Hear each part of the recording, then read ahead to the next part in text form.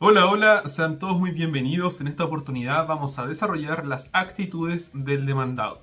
Para estos efectos tenemos que distinguir, primero, el demandado acepta la demanda, por lo que estamos hablando sobre el allanamiento.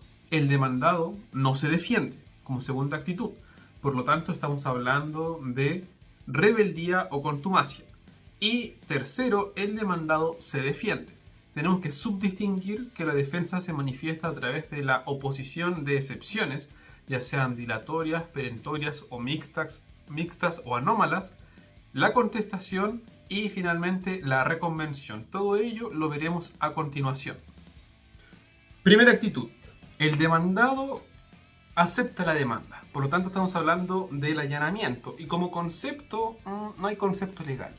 Por lo tanto, podemos señalar que el allanamiento consiste en la aceptación expresa o tácita que hace el demandado en favor de la pretensión deducida por el actor o el demandante. Desde ya del mismo concepto se desprende que el allanamiento puede ser expreso o bien tácito, y será tácito cuando en el escrito de contestación el demandado no contradice de manera sustancial y pertinente los hechos sobre los cuales versa el juicio, y será expreso en el caso que a través de un escrito así lo declare. Ahora bien, respecto de los efectos que produce el allanamiento no es suficiente por sí solo para terminar el juicio. Por lo tanto, para que ello suceda es menester que se cumplan dos requisitos o exigencias.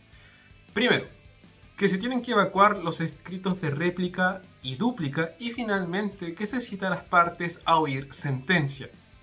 Bueno, visto el concepto, una clasificación y los efectos, ahora veremos los casos en que no es posible practicar el allanamiento. Primero, el demandado personalmente no podrá aceptar o allanarse cuando no tenga capacidad. ¿Por qué? Porque la aceptación o el allanamiento supone un acto de disposición. Segundo, cuando en el juicio se encuentre comprometido el interés general de la sociedad y no solo el interés particular del renunciante. Y tercero y último, el demandado no podrá aceptar la demanda de la contraria sin expresa mención en su mandato. Y ya para terminar la primera actitud que está relacionada con el allanamiento, nos queda por revisar la oportunidad. Y respecto de la oportunidad para practicar el allanamiento puede ser en la contestación, en la réplica o en otra actuación del procedimiento. Y el juez debe fallarla con el mérito del proceso. Segunda actitud que puede asumir el demandado en el juicio, y que básicamente es no hacer nada. Y estamos hablando de la rebeldía o contumacia. Como concepto, no hay concepto legal. Y se puede definir o señalar que es aquella actitud pasiva que asume el demandado sin comparecer al juicio. Respecto de su marco legal, que sí lo tiene, está señalado en el Código de Procedimiento Civil, Libro primero, disposiciones comunes a todo procedimiento, título séptimo de las rebeldías, del artículo 78 al 81. Bien, visto el concepto y el marco legal de la rebeldía o contumacia, nos corresponde ver los efectos que ella produce.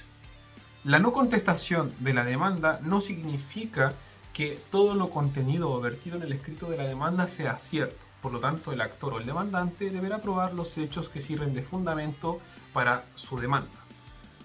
Segundo efecto, que ante el silencio del demandado el juicio continúa. Y tercero, que una vez precluido el derecho del demandado de contestar la demanda, que es dentro del término de emplazamiento, se produce lo que se conoce como contestación ficta de la demanda, que lo analizaremos más adelante cuando veamos particularmente la contestación. Tercera actitud que puede asumir el demandado frente a la demanda, que es la más común, que el demandado se defienda. ¿Y cómo se va a defender el demandado? Oponiendo excepciones. Estas excepciones pueden ser de carácter dilatorio, perentorias, mixtas o anómalas. También se puede defender mediante la contestación a la demanda. Y finalmente puede deducir una reconvención. Para estos efectos vamos a comenzar primero por las excepciones dilatorias. Primero, marco legal. Están reguladas en el Código de Procedimiento Civil, en el libro segundo del juicio ordinario título sexto de las excepciones dilatorias, artículo 303. Segundo, concepto no hay. Lo que se hace es utilizar el inciso final de la norma recién citada y esbozar un concepto.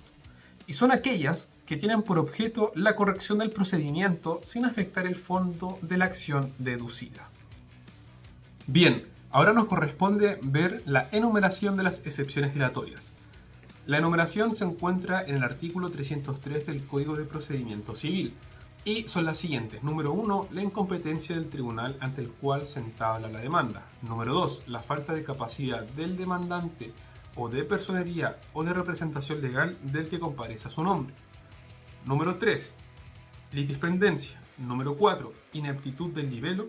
Y número 5, el beneficio de excusión. Y finalmente, cualquier otra que tenga por objetivo la corrección del procedimiento sin afectar el fondo de la acción deducida. Respecto del numeral sexto, se toma o se esboza el concepto de excepción dilatoria y también se llega a la conclusión de que la enumeración que hace el artículo 303 es de números apertus o no es una enumeración taxativa. Como por ejemplo, es una excepción dilatoria la solicitud de cambio o sustitución de procedimiento de ordinario a sumario. Ello debe hacerse valer mediante una excepción dilatoria. Si no sabes lo que es la sustitución o cambio de procedimiento, te recomiendo visitar el video del juicio sumario. Análisis de cada una de las excepciones enumeradas. Primero, incompetencia del tribunal ante el cual se entabla la demanda. La incompetencia puede ser tanto relativa como absoluta. En cuanto a la absoluta, el tribunal de oficio puede declarar su propia incompetencia. Sin embargo, si la parte no hace valer esta incompetencia en la oportunidad debida, puede hacerlo posteriormente. Respecto de la incompetencia relativa, si el demandado no alega la incompetencia en la oportunidad debida, se produce lo que conocemos como prórroga de competencia. Segunda excepción dilatoria. La falta de capacidad del demandante o de personería o representación legal del que comparece a su nombre. Respecto de esta excepción dilatoria, tenemos que distinguir tres situaciones. Primero, la falta de capacidad del demandante. Ejemplo, deduce demanda a una persona de 18 años. Falta de personería del que comparece a su nombre. Ejemplo, deduce demanda a un mandatario o apoderado sin tener facultades para ello. Y tercer caso y último, falta de representación legal del que comparece a su nombre. Ejemplo, deduce demanda un curador de un demente sin serlo. Tercera excepción dilatoria, litispendencia. Concepto. Es aquella que existe cuando entre las mismas partes existe otro juicio diverso sobre la misma materia. Requisitos para que se produzca la litispendencia. Bueno, del concepto ya se desprenden dos. Debe haber otro juicio diverso y este juicio diverso tiene que ser seguido entre las mismas partes y verse sobre la misma materia. Respecto del momento en que se produce la litispendencia, la doctrina ha llegado al consenso que se produce desde la notificación de la demanda. Desde ese momento nace la relación procesal y se genera el estado de litispendencia. Respecto de sus efectos, una vez opuesta la excepción de litispendencia, el segundo juicio se paraliza, mientras se falla el primer juicio. Por lo tanto, la parte favorecida de la excepción de cosa juzgada la puedo poner en el segundo juicio como excepción perentoria para terminar con este. Cuarta excepción dilatoria, la ineptitud del libelo por falta de requisitos legales. Bueno, libelo es sinónimo de demanda y por lo tanto la demanda tiene que cumplir con ciertos requisitos enumerados en el artículo 254 de nuestro Código de Procedimiento Civil y a su vez con los requisitos comunes a todo escrito. No requiere mayor análisis esta excepción dilatoria. Quinta excepción dilatoria, el beneficio de excusión. El beneficio de excusión se trata de un derecho consagrado en favor del fiador que ha sido demandado para exigir que antes de proceder contra él se persiga la deuda en los bienes del deudor principal. El beneficio de excusión se encuentra regulado no en el Código de Procedimiento Civil, sino que en el Código Civil en el artículo 2357. Y última excepción dilatoria, que sería la número 6, es la corrección de cualquier otro vicio del procedimiento sin afectar el fondo de la acción deducida. También a lo largo del video hemos hecho mención respecto de esta excepción, que en base a esto se esboza o se crea el concepto de excepción dilatoria y se llega a la conclusión que la enumeración que hace este artículo no es taxativa y que existen otras excepciones dilatorias, como la que se mencionó recientemente. En el próximo video vamos a continuar viendo las excepciones dilatorias, particularmente respecto de la forma de oponer, tramitación, etcétera, etcétera, etcétera. Si has llegado a esta parte del video, dale like, comparte, activa la campana y suscríbete a mi canal de YouTube para que estés pendiente de nuestro contenido.